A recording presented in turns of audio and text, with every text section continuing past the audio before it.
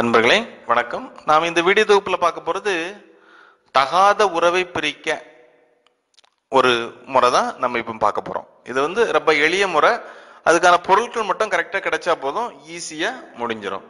இது என்ன மாதிரி பிரச்சனைகள் இப்போ உருவாகிட்டு இருக்குன்னு சொன்னா, ஒரு சில குடும்பத்திற்குள்ளேயே ஏகப்பட்ட பிரச்சனைகள், தகாத உறவு, தவறான வழியில போகக்கூடிய ஒரு விஷயம் இப்போ நடந்துகிட்டே இருக்கு. நிறைய பேர் வீட்டுல, நிறைய ஒரு வாழ்க்கையில இந்த மாதிரி சம்பவங்கள் நடந்துகிட்டே இருக்கு.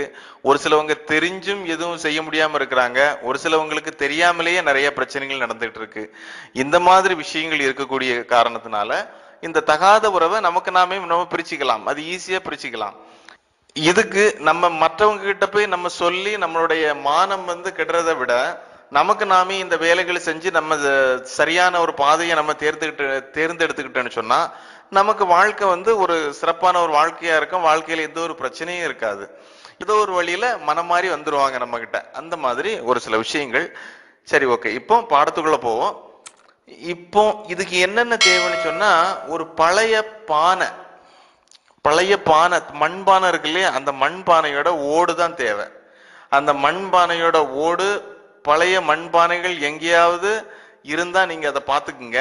இல்லைன்னு சொன்னா வீட்டுல ஏதாவது பழைய மண்பானை இருந்துன்னு சொன்னா அதை எடுத்து கொண்டு போய் போட்டு உடைச்சி அதுல ஒரு ஓடு மட்டும் தயார் பண்ணி வச்சுக்கோங்க.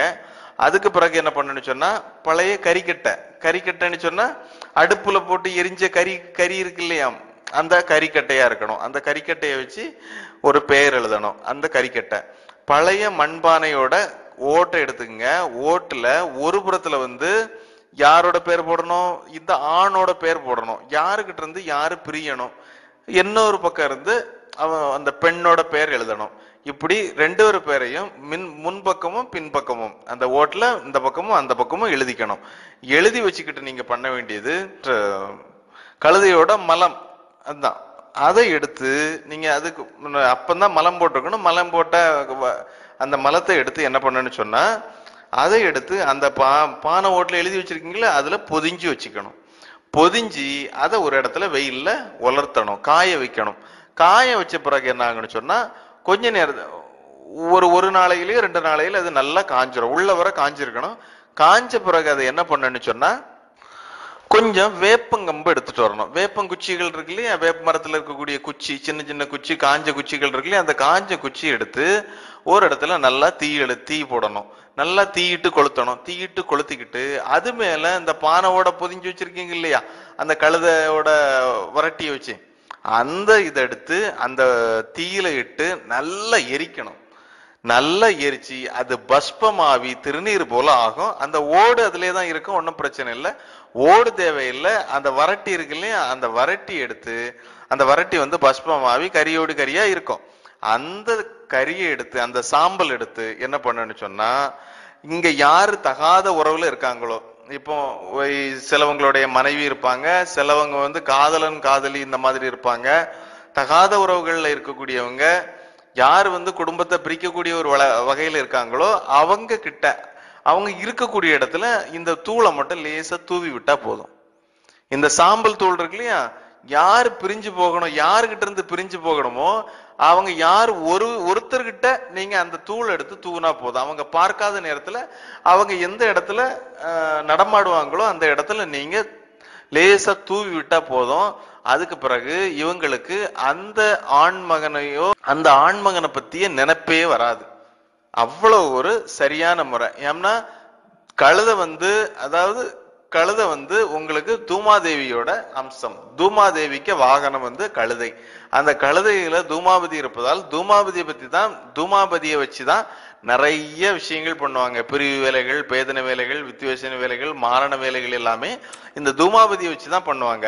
அதனால இதுல அந்த கழுதையோட அந்த மலம் இருக்கிறத காரணத்தினால இது கட்டாயம் ஒரு நல்ல நிலைமையில வேலை செய்யும். இந்த பழைய பானையோடு ஒரு பெரிய விஷயம். பழைய விஷயங்களை யாருமே வீட்டுல வைக்க மாட்டாங்க. அதெல்லாம் மூதேவின்னு சொல்லுவாங்க. மூதேவியோட அம்சத்தை எல்லாம் வெளியே கொண்டு போட்டு உடைச்சிருவாங்க. அது ஒரு குறிப்பிட்ட நாள் தான் பயன்படுத்துவாங்க, அதுக்கு பிறகு உடைச்சிருவாங்க. அதுதான் மண்பானை. அப்படிப்பட்ட எல்லாமே அந்த மூதேவியோட அம்சத்துல நீங்க பண்றதால இந்த பிரிவு வேலைகள் வந்து குயிக்கா வேலை செய்யும். இந்த பிரிவு வேலைகளும் நல்ல விஷயத்துக்காக மட்டும் பண்ணலாம். குடும்பத்தை கேவலப்படுத்தக்கூடிய அளவுல யார் யாரெல்லாம் இருக்காங்களோ அவங்கள வந்து காப்பாற்றுறதுக்காகவும் அந்த குடும்பத்தோட மானம் வந்து கெட்டு போகாம இருக்கிறதுக்காகவும் நம்ம இந்த காரியங்களை பண்ணலாம். உங்களுக்கு நீங்களே பண்ணிக்கலாம். ஈஸியான விஷயங்கள் தான். பானை கட்டாயம் கிடைக்க நிறைய இடங்கள்ல எல்லாம் எங்கேயாவது உடைஞ்சு கிடக்கும், அதை கூட எடுத்துக்கலாம். என்ன ஒண்ணு வந்து அந்த கழுதை கூட நிறைய இடத்துல இருக்கும்.